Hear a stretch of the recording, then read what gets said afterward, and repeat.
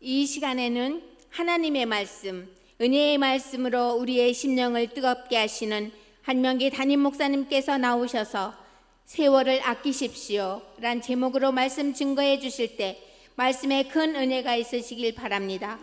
목사님이 나오실 때 손을 들고 할렐루야를 크게 외치시고 큰 은혜 받으시겠습니다. 할렐루야. 할렐루야.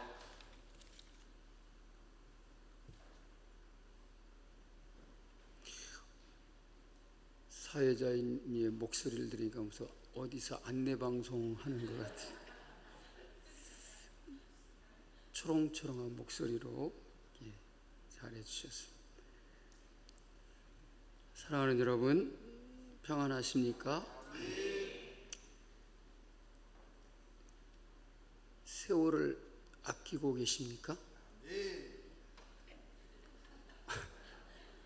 세월을 아꼈는데 얼만큼 남으셨습니까? 아끼라 그러니까 남겨두라, 그런 말처럼 우리가 생각하기 쉽지만, 세월을 아끼라는 말은 우리에게 주어진 시간을 잘 모아놓고 저축해놓고, 안 되면 은행에다가 저축도 해놓고 이러라는 얘기는 아니겠죠. 세월을 아끼라는 이 말은 시간을 잘 사용하라.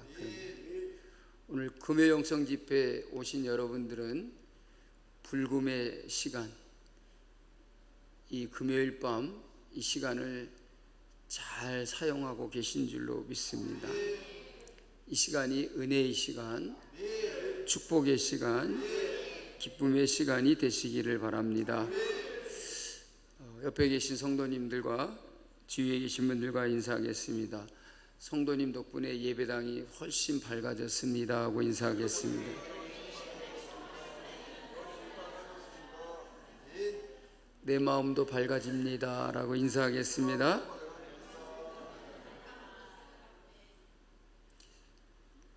혹시 컴컴하게 보이십니까?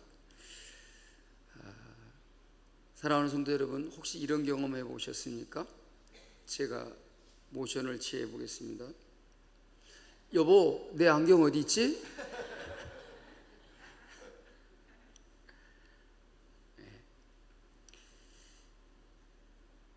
안경을 머리에다가 이렇게 얹어놓고 내 안경 봤냐고 온 집안을 다 찾아다니신 적이 있으십니까? 또 집에서 리모컨을 손에 들고서 여보, 리모컨 봤어? 왜 리모컨이 없지? 그러는 거예요. 오늘 목장 지도자 모임 후에 이 이야기를 했더니 그 얘기 한 거예요. 하지 마세요 하고 우리 집사람이 그러더라고요.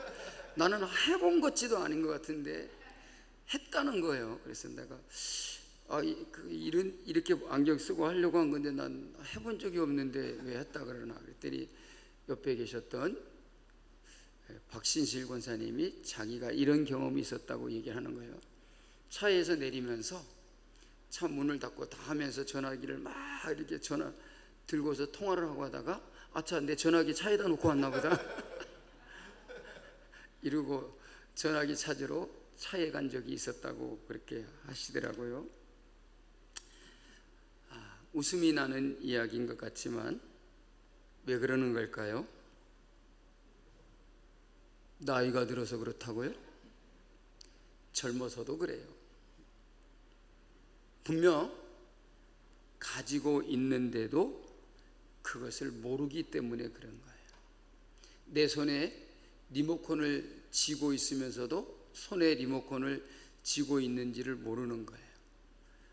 머리에다가 안경을 걸쳐놓고 모르고 있는 것이라는 거죠. 여러분, 우리의 신앙도 그렇습니다. 하나님께서 우리에게 구원의 은혜도 주셨고 성령도 주셨고 말씀도 주셨습니다. 그런데 우리는 우리에게 주셨지만 그것을 누리지 못하고 살아갈 때가 참으로 많더라는 것입니다. 하나님이 안 줘서가 아니라 주셨음에도 불구하고 그것을 누리지 못하는 것입니다. 누리지 못한 사람들이 뭐라고 말하는지 아십니까? 하나님은 내게 안 주셨다. 하나님은 나에게 그런 것을 주신 적이 없었다라고 그렇게 말을 한다는 거죠. 오늘 우리가 읽은 이 본문의 말씀은 이 세상을 우리 성도들이 어떻게 살아가야 하는지를 잘 가르쳐주고 있는 것입니다. 오늘은 여기를 안 쳐다보려고 작정을 하고 있습니다. 아까도 산책을 하면서 자꾸만 금요영성 집회 때만 여기를 본다고 그래서 아예 이쪽에만 쳐다보려고 합니다. 섭섭하게 생각하지 마세요. 여러분에게 한 가지 질문을 던지고 싶습니다. 여러분에게 남은 시간이 얼마나 될까요? 강현진 집사님, 4시간 남았어요? 이러시는 것 같은데 얼마나 시간이 남았을까요?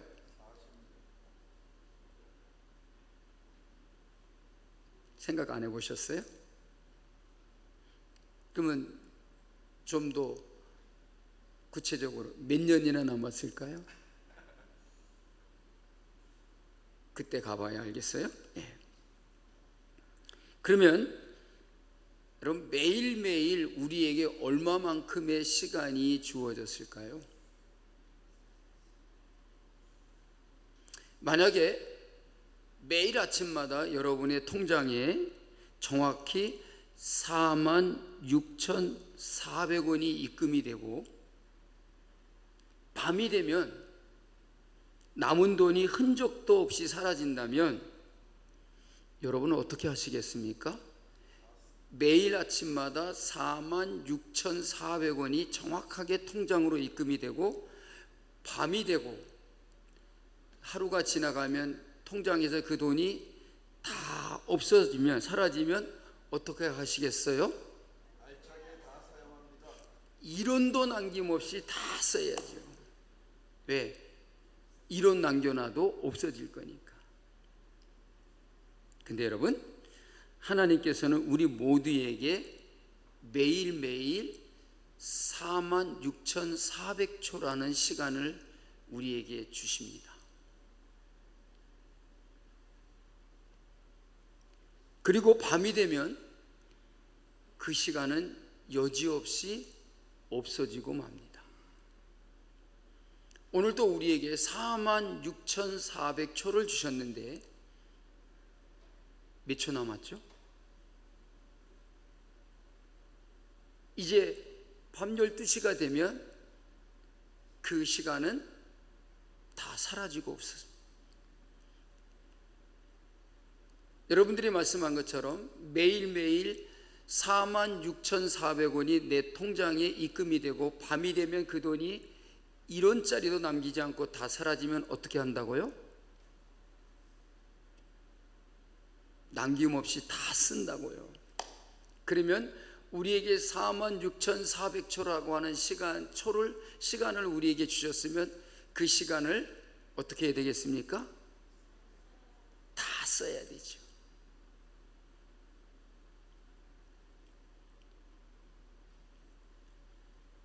오늘 설교 제목이 세월을 아낍시다 라고 하는 말인데 여러분 이 말에 여러분들에게 부담이 되지 않기를 바랍니다. 세월을 아끼라 그러니까 일을 열심히 하라고 하는구나. 놀지 말고 쉬지 말고 아주 그냥 죽도록 일을 하라는 거나 여러분 그런 생각을 가질지도 모릅니다. 그래서 세월을 아끼라 그러니까 이 말이 우리의 마음에 조금은 불편한 말씀처럼 느껴질 수도 있을 것입니다. 그런데 여러분 세월을 아끼라는 말은 힘써 일만 하라 쉬지 말라 그런 말이 아닙니다. 우리에게 주어지는 시간들을 잘 사용하라 그 말이에요. 얼마나 귀한 시간을 주셨습니까? 46,400초를 주셨는데 그 시간들을 그냥 흘려보내지 말고 잘 사용하라. 시간을 잘 보낸다라는 그런 말씀이라는 것입니다. 여러분 오늘 금요일 저녁 불금에 여러분 금요영성 집회에 오신 것은 여러분들이 시간을 누구보다도 잘 보내고 있는 것입니다. 여러분들은 오늘 우리에게 주어진 시간을 지금도 잘 사용하고 있는 것이라는 거예요.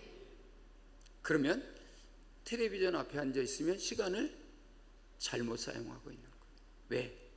이 시간만큼은 금요 영성 집회를 하고 있으니까. 그러니까 이제는 예배 시간은 절대로 빠지 말고, 아멘 안 하시는 분들은 다음 주에 어디 가려고 계획하고 있는지도 모르겠어요. 여러분, 우리가 예수 믿고 신앙생활을 열심히 잘하면 우리에게 주어진 시간을 잘 보내고 있고 잘 사용하고 있는 것입니다. 세월을 아끼는 가장 중요한 방법은 예수를 잘 믿고 신앙생활을 잘하는 것입니다. 한 성도가 목사님께 물었습니다. 목사님, 시간이 왜 이렇게 빨리 지나가는지 모르겠어요.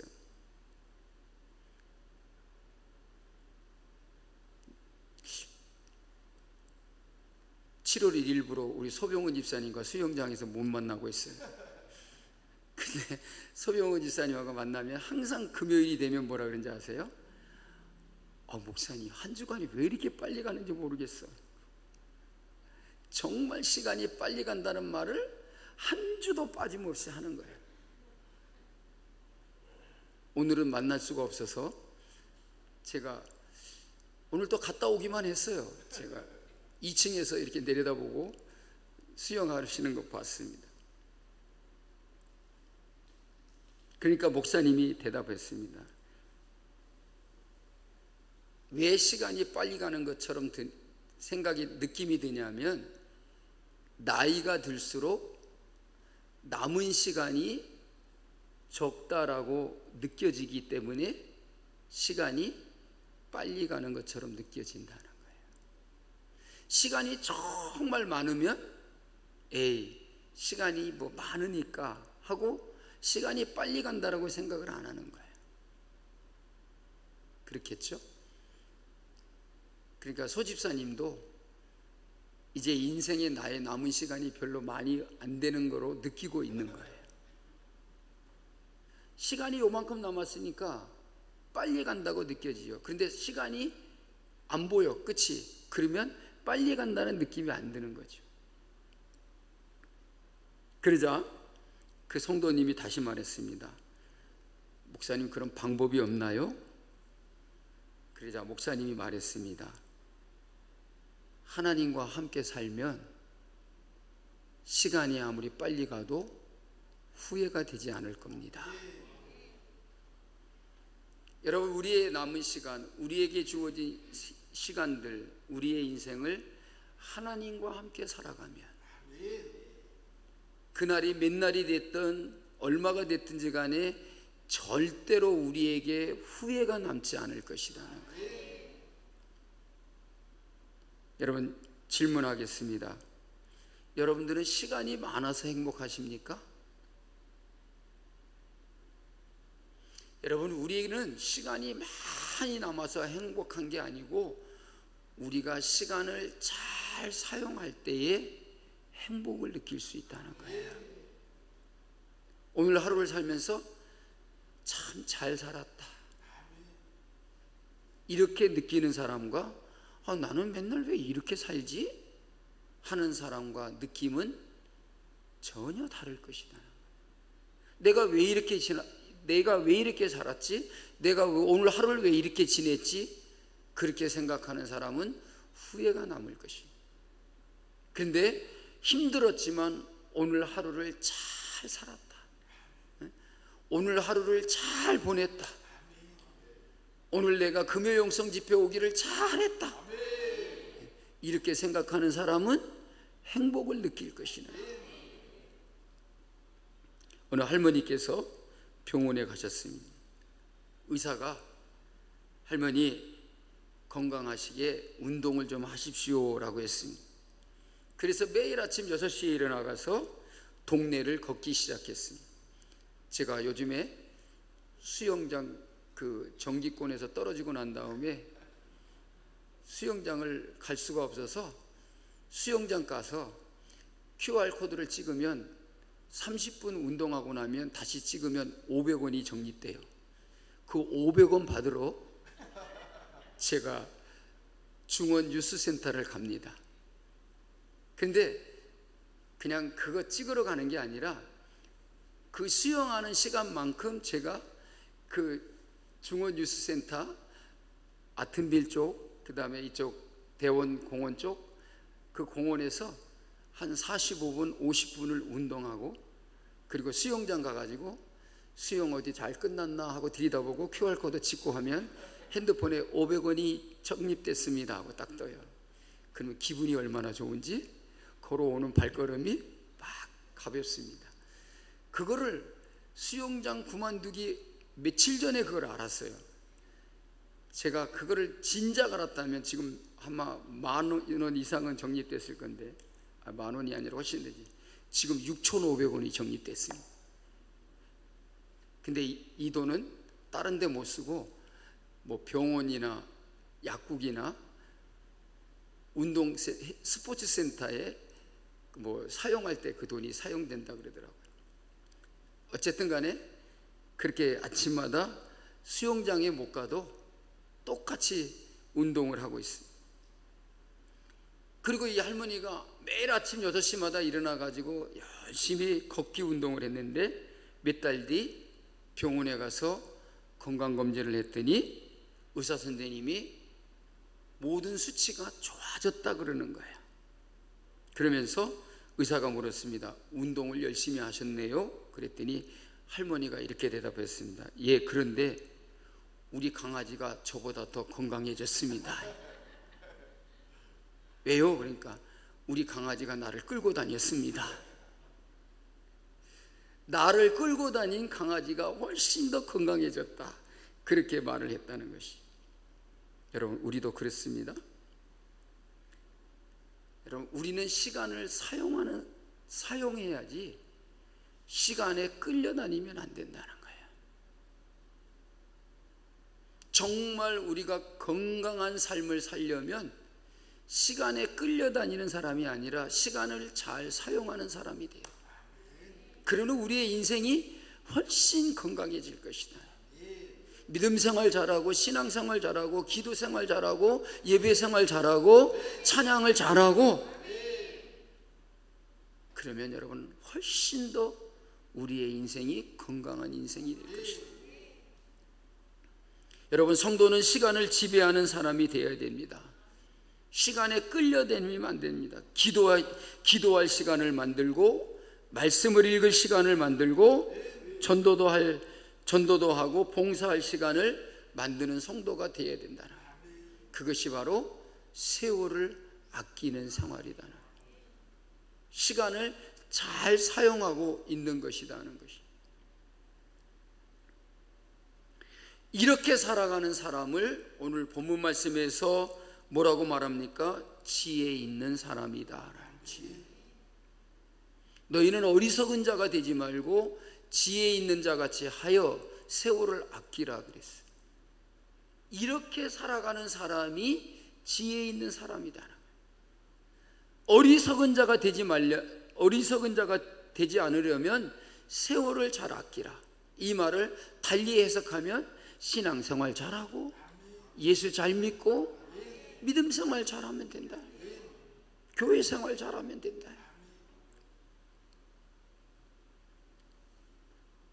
15절 말씀을 다 같이 읽어보겠습니다. 그런즉 너희가 어떻게 행할 것을 자세히 주의하여 지혜 없는 자 같이 말고 오직 지혜 있는 자 같이 하여. 우리에게 한 가지 도전을 합니다. 너희가 어떻게 행할 것을 자세히 주의하여. 여러분, 매일매일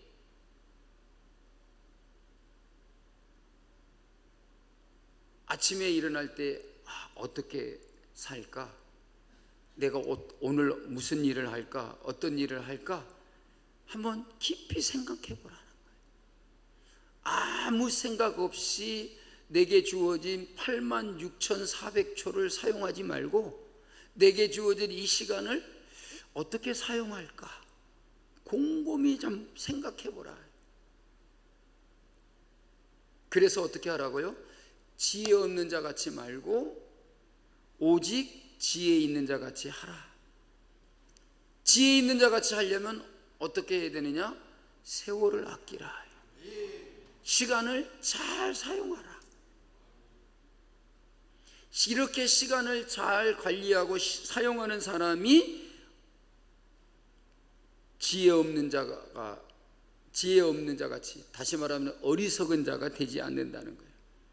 여러분, 지금 우리가 살고 있는 이 시대의 환경은 우리의 시간과 마음을 낭비하기에 너무나 좋게 되어 있습니다. 갈 곳도 많고 할 수 있는 일, 재미난 일들이 정말 많이 있습니다. 어떤 사람은 목적도 없이 방황하고 있고 어떤 사람은 세상의 유행에 따라서 정신없이 뛰어갑니다. 오늘 본문 말씀에서 사도 바울은 우리에게 우리가 어떻게 살고 있는지 주의 깊게 한번 살펴보라 라고 이렇게 말씀하고 있습니다. 여러분, 최근 일주일 동안 여러분의 삶의 발걸음을 자세히 주의하여 살펴본 적이 있으십니까? 저는 이번 주 고 김유배 집사님 장례식을 치르면서 그런 생각을 해봤습니다. 내가 어떻게 살고 있지? 주일날부터 해가지고 이번 주는 막 설교 준비하느라고 정신이 없었어요. 장례식 매일같이 가서 예배드리고 설교를 해야 되죠. 특별히 수요일 아침 새벽 기도에 또 월상 예배라고 아주 그냥 심혈을 기울여서 말씀을 준비하고, 혹시 은혜가 되셨습니까? 아멘 하시는 분들은 안 와봤기 때문에 그런 거예요.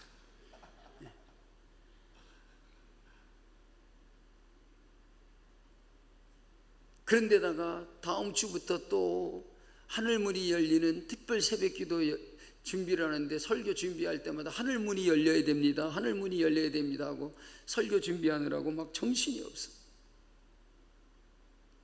얼마나 정신이 없는지 주일날 낮예배 설교를 딱 준비해 놓고 다 준비해 놨는데요, 맥주 감사절 설교가 아니더라고. 그냥 얼마나 정신없이 설교를 준비했는지, 무슨 설교를 준비했느냐면 기도에 대한 설교를 준비했어요. 왜냐하면 특별 새벽 기도회가 되니까. 그래서 속으로 그랬어요. 제가 마음에, 하나님, 맥주 감사 설교 지금껏 많이 했습니다. 한 주간 맥주 감사절 설교 안 한다고 우리 성도들이 맥주 감사절 모르는 것도 아니고 뭐 감사하지 않을 것도 아니니까 하나님 한번 눈 감아 주시고 이번 주 특별 새벽 기도가 있으니 하나님께서 그냥 은혜를 팍팍 부어주시고,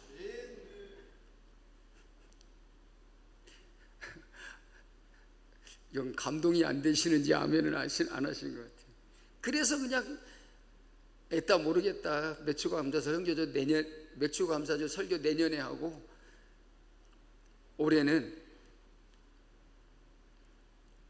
기도의 한계를 극복하라, 그렇게 이제 설교를 할 거예요. 맥주 감사절에 감사의 한계를 극복하라가 아니라 특별 새벽 기도를 앞에 두고 기도의 한계를 극복하라. 여러분, 그런 것 같아요. 제가 왜 그랬냐면 이 기도의 한계를 극복해야만, 누구나 다 우리가 기도해야 될 것 알고 있고 기도해야 된다라고 생각하고 있고 기도해 보려고 하는 마음도 가지고 있지만 한계가 있더라는 거예요. 그걸 극복하지 못하면 아무리 하늘문이 열리는 특별 새벽 기도를 해도 우리가 기도할 수 없을 것이라는 생각이 들었어요. 여러분, 기도하십시오. 기도하는 것이 세월을 아끼는 겁니다. 아무 생각 없이 뜻도 없이 그냥 시간을 보내지 말고 기도하며 살아가면 시간을 잘 사용하는 것이고 세월을 아끼는 것인 줄로 믿습니다.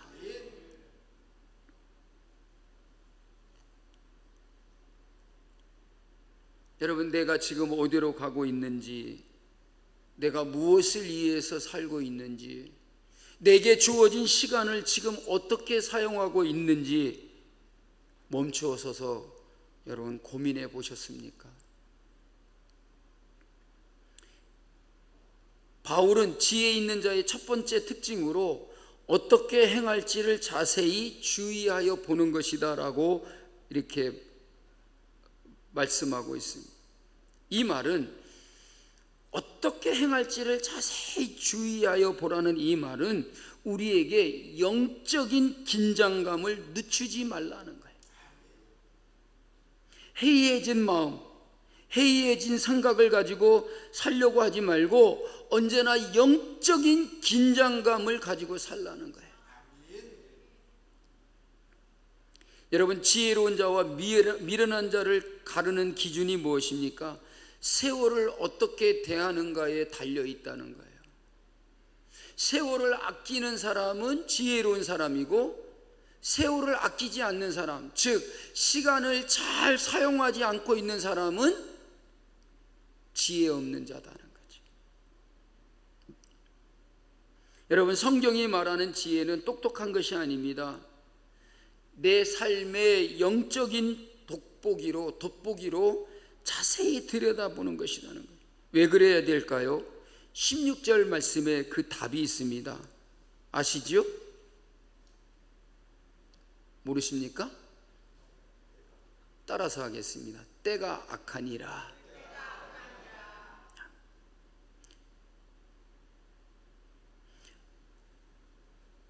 어떻게 행할 것을 자세히 주의하여 봐야 된다라고 하는 이유가 뭐냐면 때가 악하다는 거예요.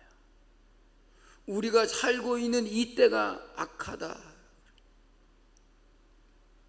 그래서 우리에게 세월을 아끼라고 말하고 있습니다. 여러분, 어떤가요? 여러분은 세월을 아끼고 계십니까? 어떻게 아끼고 계십니까? 은행에다 얼마만큼 저축해 놓으셨습니까? 금고에다 넣어 두셨습니까? 그게 아닙니다. 세월을 아끼라 하는 이 말의 헬라어 언어적인 의미를 찾아보니까 기회를 사라라고 하는 뜻으로 이렇게 해석을 했더라고요. 기회를 사라. 여러분, 우리에게 주어진 시간들 속에는 기회가 있다는 거예요. 그 기회를 사라는 거예요.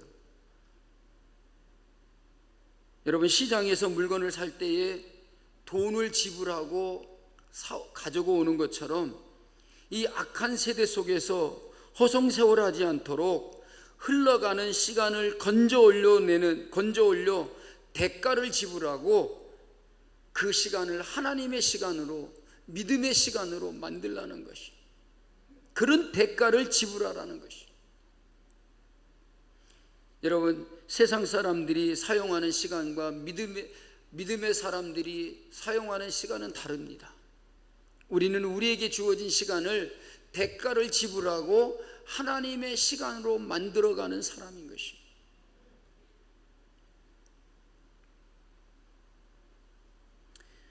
그렇다면 오늘날 우리의 시간을 빼앗아가고 우리를 영적으로 잠들게 만드는 이 시대의 유혹이 무엇일까요? 여러분, 얼마나 우리에게 많은 유혹이 있습니까?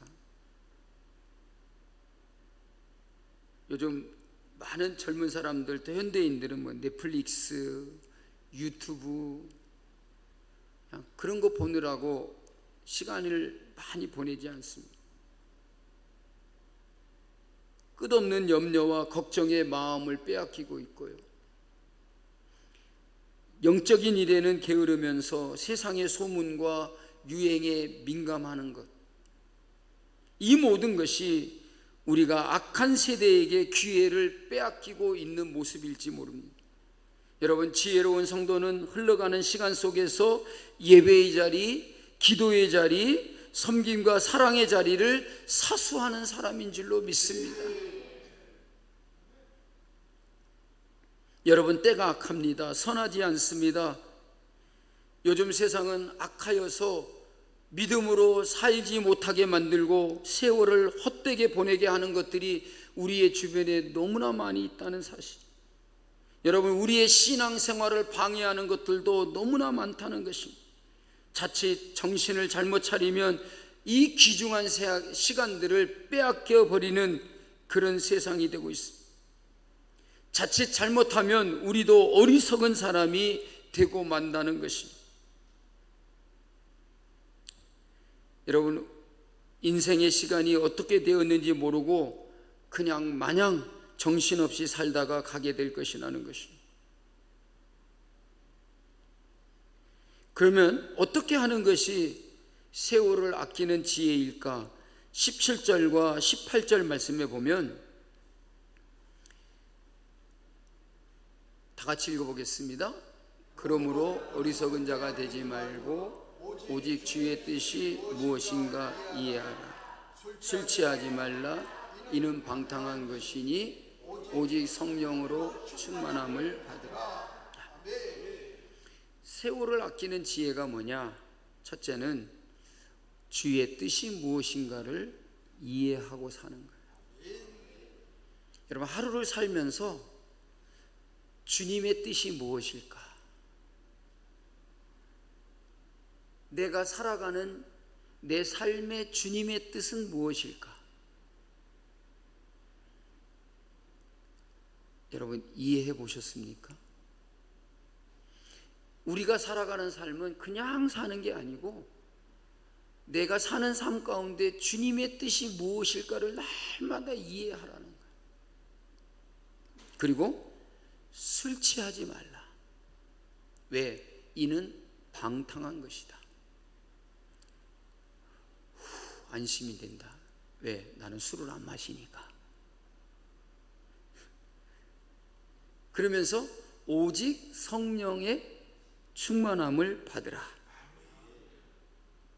여러분, 주의 뜻을 이해하지 못하고 사는 것은 어리석은 자입니다. 날마다 여러분, 여러분의 삶 속에서 주님의 뜻이 무엇일까를 생각하고 주님의 뜻을 이해하는 그런 삶을 살아야 될 줄로 믿습니다. 그리고 술 취하는 것과 같이 방탕한 삶을 살지 않는 것은 바로 성령 충만한 생활을 하는 것이다. 여러분, 바울은 이 술 취하지 말라와 성령 충만하라는 이 말을 대조하고 있습니다.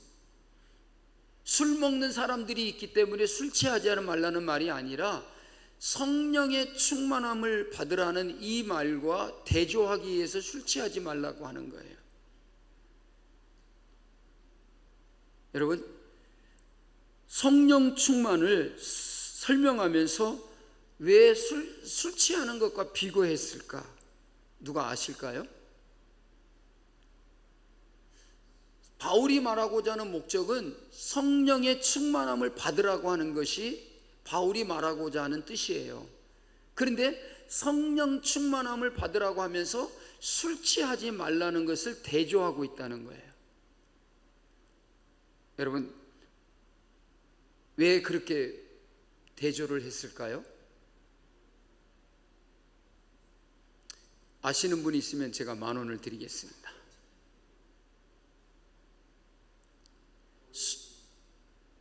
술 취하는 것과 성령 충만함을 왜 대조해서 이야기할까? 예?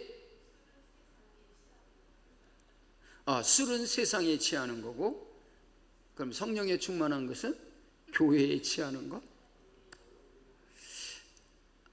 여러분들이 조금은 이해를 하고 있는 것 같아요. 근데 왜 성령 충만을 말하면서 술 취하는 것과 대조하는 것이냐면,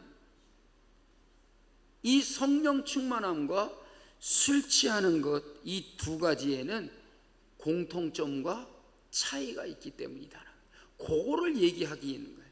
술 취하는 것과 성령 충만함의 공통점이 뭐고, 그 다음에 성령 충만함과 술 취하는 것과의 다른 점이 뭐냐, 차이가 뭐냐, 그거를 우리에게 말하고 싶은 거죠. 그러면 여러분, 공통점은 무엇일까요? 술 취하는 것과 성령 충만한 것의 공통점이 뭘까요?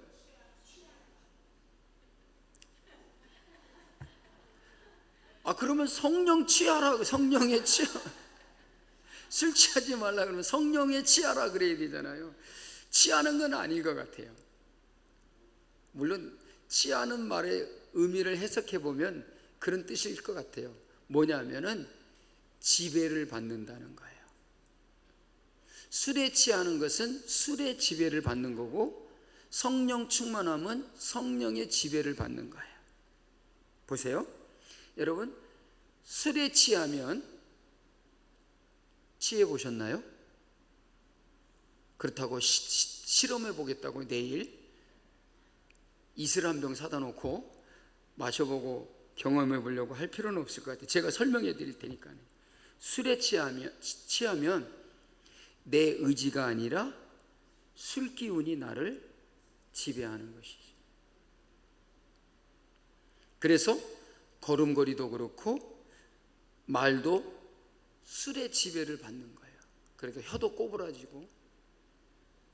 마찬가지입니다, 여러분. 우리 성도들은 세상을 따라다니고 환경에 끌려다니고 재미거리에 끌려다니고 친구들에 이끌려 다니면 안 된다는 거예요. 우리는 오직 성령의 다스림과 성령의 지배를 받고 사는 사람이 되어야 된다.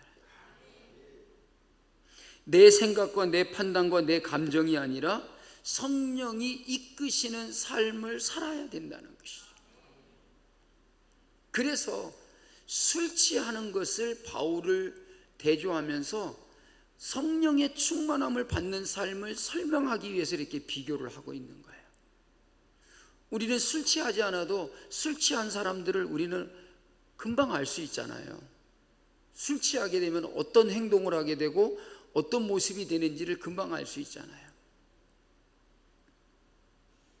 우리는 언제나 성령이 나를 다스리고 성령의 지배를 받고 성령이 나를 이끌고, 여기를 안 쳐다보고 설교하려니까 사모님 이상해요.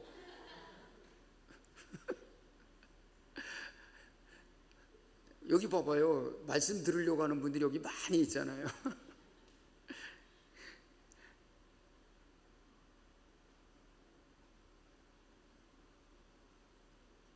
그래서 우리는 언제나 성령이 이끄시는 삶을 살기 위해서 성령의 충만을 받으라는 거예요. 성령 충만하면 술에 취해 있는 사람처럼 내 감정과 내 의지와 내 판단대로 행하지 않고 성령의 이끌리심을 받고 성령의 지배를 받고 산다는 거예요. 그러면 술 취함과 성령 충만의 차이점은 뭘까요? 분명한 차이점이 있겠죠. 술 취하는 것과 성령 충만함의 차이는 뭐냐? 결과예요, 결과. 여러분, 술 취하는 것은 오늘 바울이 뭐라고 말했죠? 이는 방탕한 것이다. 술 취함의 결과는 여러분 방탕인 거예요. 곧 삶의 파멸이라는 거예요. 한마디로 말하면 인생이 망가져 버린다는 거예요. 오늘 저녁에도 금요 영상 집회 끝나면 공원에 갈지 안 갈지 모르겠습니다만은 10시 반 넘어서 갔다가 막 11시쯤 돼서 오면은 이제 거리에 쏟아지는 사람들이 거의 한 60% 70%는 어떤 사람들이에요? 술 한 잔씩 걸치고 오는 사람들이에요. 그런 사람들 딱 지나가면서 보면은 다 그 모습들이 이상해 보여. 왜 이렇게 흔들리는 거야? 그러는 거예요. 지가 흔들리면서 무슨 지구가 흔들리는 것처럼 그러는 거예요. 그러다가 급하면 벽에다 대고 전봇대에 대고 시하는 사람도 있어요. 여러분, 술 취함의 결과가 뭐냐? 방탕한 것이라는 거예요. 이 방탕함이라는 건 뭐냐면 내 인생을 파멸시키는 것이다. 여러분, 성령 충만한 결과는 뭐냐? 성령 충만하게 되면 어떻게 되느냐면 주의 뜻이 무엇인지를 분별하고 이해하게 된다는 거예요.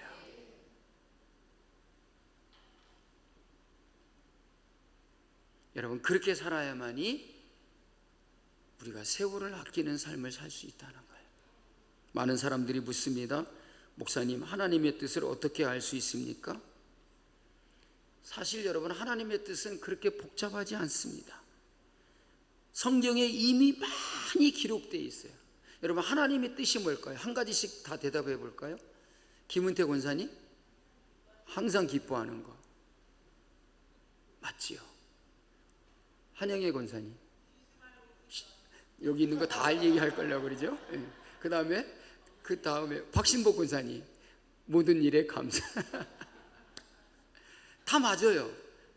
박신실 권사님 안 물어보면 섭섭해 할 것 같아요. 안 물어봐도 돼요?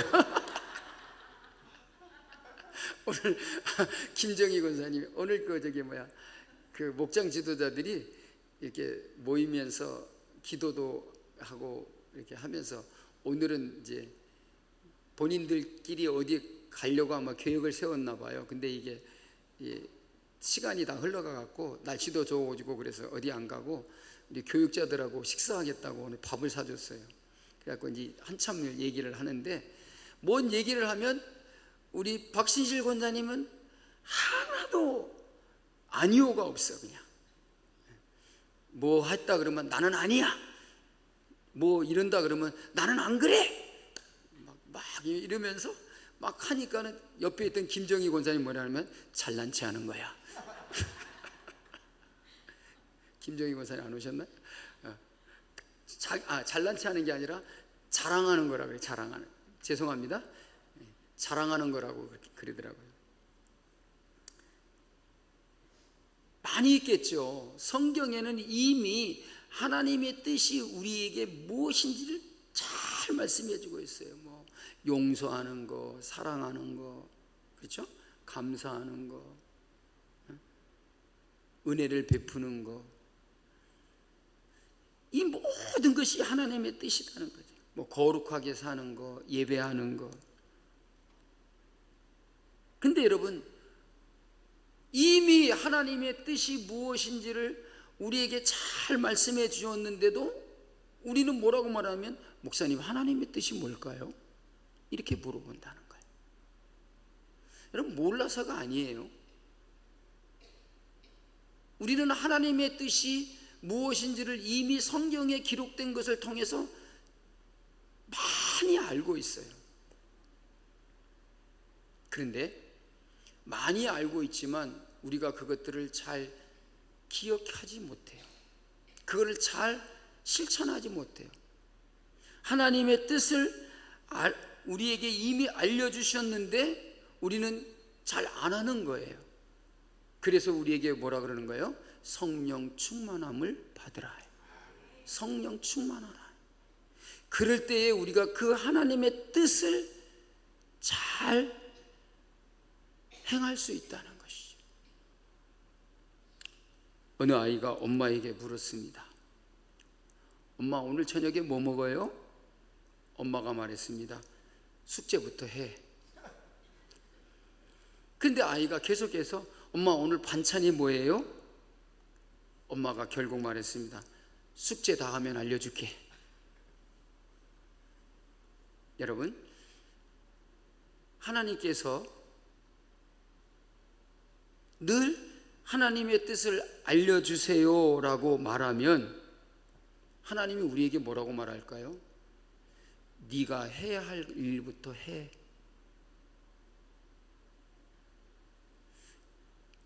내가 해야 할 일부터 우리가 해. 그러면 하나님의 뜻이 무엇인지를 우리가 잘 알게 된다는. 어쩌면 내가 해야 할 일을 하나님께서 이미 말한 것부터 우리가 하고 살면 자동적으로 하나님의 뜻이 무엇인지를 우리가 알게 될 것이라는 거예요. 여러분, 우리 모두 다 성령 충만함 받기를 원합니다.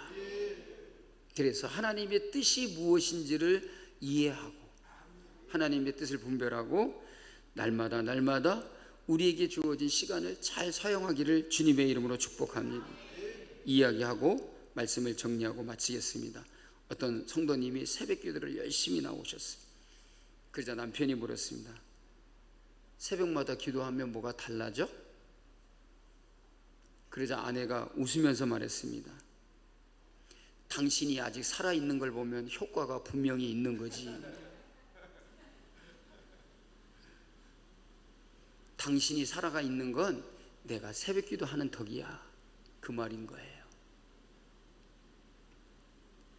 여러분, 기도는 사람을 바꾸기 전에 먼저 나를 바꾸는 것입니다.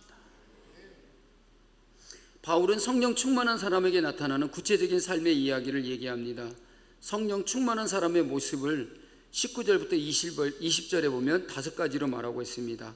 따라서 하겠습니다. 찬양합니다. 감사합니다. 예수 이름으로 삽니다. 서로 순종합니다. 겸손하게 섬깁니다. 아멘. 여러분, 우리가 성령으로 충만해지면 삶에 이런 변화가 일어납니다. 입술에 찬양이 터집니다. 범사에 감사가 넘칩니다. 예수 이름으로 삽니다. 겸손하여진다는 것입니다. 오늘 이 시간 우리가 성령 충만하여 지혜 없는 자 같이 하지 말고 지혜 있는 자가 되어서 하나님의 뜻대로 살아가는 여러분들이 되시기를 주님의 이름으로 축복합니다. 하나님의 뜻대로 살아가는 것이 세월을 아끼는 것입니다. 신앙생활 잘하는 거, 예수 잘 믿고 믿음생활 잘하는 거, 이게 세월을 아끼는 것입니다. 우리는 그렇게 살면서 남은 생애를 복되게 살아갈 수 있기를 주님의 이름으로 축복합니다. 찬양하겠습니다.